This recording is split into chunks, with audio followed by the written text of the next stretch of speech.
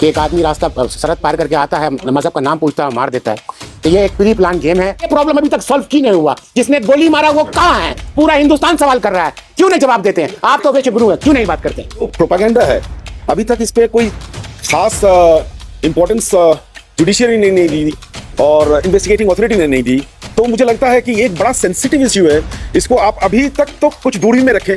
Sensitive issue है क्योंकि ये आग फैला सकती है। देखिए, इसमें तो सबसे बड़ी बात यह है कि मैं कह रहा था कि कोई भी कानून बनता है तो वो संविधान के बाहर उसके बाउंड्री लाइन को क्रॉस नहीं कर सकता है। तो अगर ये जो कानून बना है इसमें जो 4-5 पॉइंट्स दिए गए उसमें है, जैसे कि उसमें कोई नॉन मुस्लिम रहेगा बोर्ड में, या प्रैक्टिसिंग मुस्लिम होना चाहिए, या वक्फ बाय यूजर है जिस पर लिमिटेशन एक्ट हटा दिया गया है। This are all against the basic structure of the constitution, जो आर्टिकल 14, आर्टिकल 15, खासकर आर्टिकल 26 जो हमें प्रोटेक्ट करता है, उसका वायलेशन है। And I am very hopeful that Supreme Court will definitely look into the matter. और वहाँ पर जो जजेस बैठे हुए हैं, they are all expert in this field.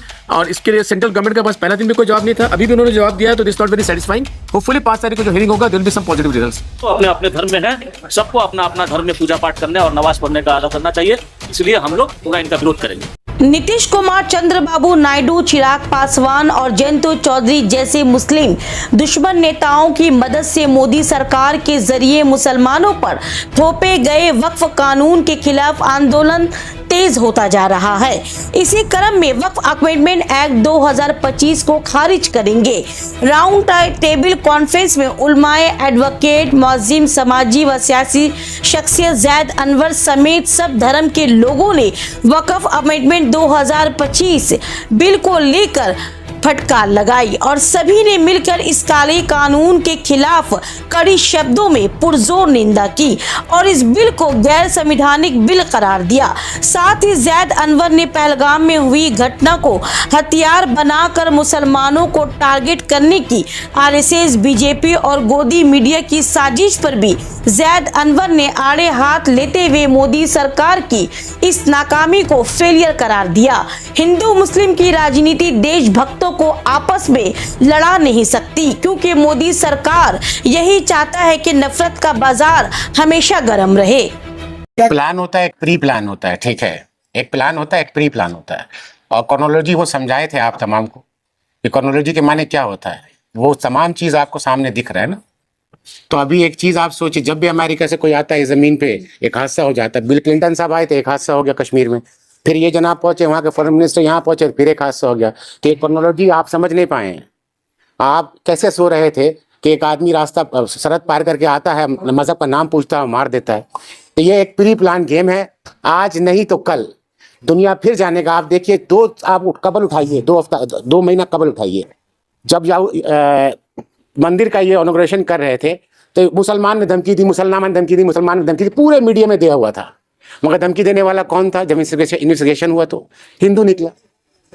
मैं कहना क्या चाहता हूं, मैं मेरे साथ मजहबी लड़ाई, मेरे हिंदू से लड़ाई नहीं है। सरकार जिस तरह से आपके जहन को जो जिस तरह से कोरा कागज में जो डाल रही है आपके सामान को, आपको इस पे गौर फिक्र करना है, आपको इस पे तवज्जो देना है। ये could be a pre plan, मगर जो हुआ गलत हुआ, जो हुआ गलत हुआ। आप आते हैं, आप तो बनते हैं विश्व गुरु, आप पूरे दुनिया में विश्व गुरु बनते हैं, थर्ड इकोनॉमिक्स की बात करते हैं। आप दुनिया में जाते हैं, जेम्स बॉन्ड का आपका एक चेहरा बना हुआ रहता है, आप हर प्रॉब्लम को सॉल्व कर देते हैं। ये प्रॉब्लम अभी तक सॉल्व क्यों नहीं हुआ? जिसने गोली मारा वो कहाँ है? पूरा हिंदुस्तान सवाल कर रहा है, क्यों नहीं जवाब देते हैं? आप तो वैसे गुरु हैं, क्यों नहीं बात करते हैं? यह है मेरा सवाल। ये सवाल है हुकूमत से, क्यों नहीं जवाब देते हैं? आप यहाँ पे जो प्रोग्राम कराया है महबूब रजा साहब ने, ये एक कॉन्फ्रेंस मीटिंग था जो नेहरू साहब ने लंदन में किया था। उसी तरह का एक कॉन्सेप्ट राउंड टेबल कॉन्फ्रेंस था, तमाम मजहब के लोग थे, तमाम ने बात रखी। इस प्रोग्राम का मेन मुद्दा है, और जो जिस तरह का भी आदेश होगा all India Muslim personal board में तमाम अकाबिर उलमा और मुल्क के दानिशवरान हजरात हैं, उनके हिदायत के मुताबिक अमल किया जाएगा। जैसा कि अभी आपने देखा बत्ती गुल का प्रोग्राम चला और अल्हम्दुलिल्लाह 99% कामयाब हुआ है। और इसी तरह से जो भी ऊपर से माने मरकजी ऑल इंडिया और मुस्लिम पर्सनल बोर्ड की तरफ से हिदायत होगी, उस पर अमल किया जाएगा। देखिए, पहली बात तो ये है कि जो प्रोपेगेंडा है, अभी तक इस पे कोई खास इंपॉर्टेंस जुडिशियरी ने नहीं दी और इन्वेस्टिगेटिंग अथॉरिटी ने नहीं दी। तो मुझे लगता है कि ये एक बड़ा सेंसिटिव इश्यू है, इसको आप अभी तक तो कुछ दूरी में रखें।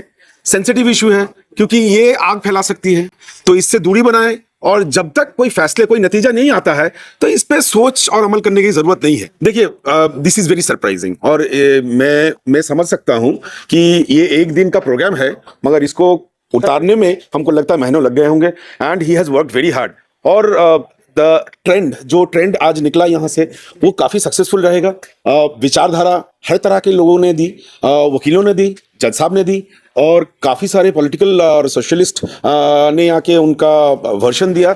और सब वर्शन कहीं ना कहीं जाके एक जगह मिलती है कि हम लोग सब एक साथ रहना चाहते हैं। आप इसका तरफ आप तवज्जो दें, इंपॉर्टेंस उसमें दें कि हम लोग कैसे एक साथ रहें। तो दिस इज वेरी इंपॉर्टेंट। अल्पसंख्यकों के और उनके धार्मिक मसलों में और उनके निजी, उनकी जायदादों पर हमला करने का या उनको छीनने की जो कोशिश की जा रही है, उनके साथ मिलकर हम सिख समाज और हम लोग हमेशा इनके साथ में खड़े रहेंगे और इसका विरोध करते रहेंगे। और जब भी रजा साहब हम लोग को बुलाएंगे, हम लोग हर जगह हाजिर होकर इनका साथ देंगे। यही आशा करते हैं कि सब हिंदुस्तान की सब जनता साथ मिलकर इनका इस कानून का विरोध करेगी। देखिए, इसमें तो सबसे बड़ी बात यह है कि मैं कह रहा था कि कोई भी कानून बनता है तो वो संविधान के बाहर उसके बाउंड्री लाइन को क्रॉस नहीं कर सकता है। तो अगर ये जो कानून बना है, इसमें जो 4-5 पॉइंट्स दिए गए उसमें है, जैसे कि उसमें कोई नॉन मुस्लिम रहेगा बोर्ड में, या प्रैक्टिसिंग मुस्लिम होना चाहिए, या वक़्फ़ बाय यूजर है जिस पर लिमिटेशन एक्ट हटा दिया गया है। This are all against the basic structure of the constitution, जो आर्टिकल 14, आर्टिकल 15, खासकर आर्टिकल 26 जो हमें प्रोटेक्ट करता है, उसका वायलेशन है। And I am very hopeful that Supreme Court will definitely look into the matter. और वहाँ पर जो जजेस बैठे हुए हैं, they are all expert in this field.